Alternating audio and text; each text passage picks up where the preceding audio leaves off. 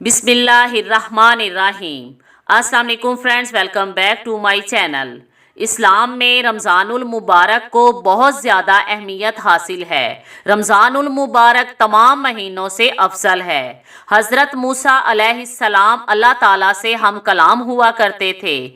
एक बार हज़रत मूसा अलैहिस्सलाम ने अल्लाह पाक से पूछा कि ए अल्लाह पाक, जितना मैं आपके करीब हूँ, आपसे बात कर सकता हूँ, इतना कोई और भी करीब है? तो अल्लाह पाक ने फरमाया, ए मूसा, आखिरी वक्त में एक नबी हज़रत मोहम्मद सल्लल्लाहु अलैहि वसल्लम की उम्मत होगी और उस उम्मत को एक महीना ऐसा मिलेगा जिसमें वो खुश्क होंठों, प्यासी ज़बान, सूखी हुई आंखें और भूखे पेट जब अफ्तार करने बैठेगी, तब मैं उनके बहुत ज़्यादा करीब होऊंगा। ए मूसा, तुम्हारे और मेरे दरमियान 70 पर्दों का फासला है, लेकिन अफ्तार के वक्त उस उम्मत और मेरे दरमियान एक पर्दे का फासला भी नहीं होगा और वो जो भी दुआ मांगेंगे मैं उसे कबूल करूँगा। Thanks for watching.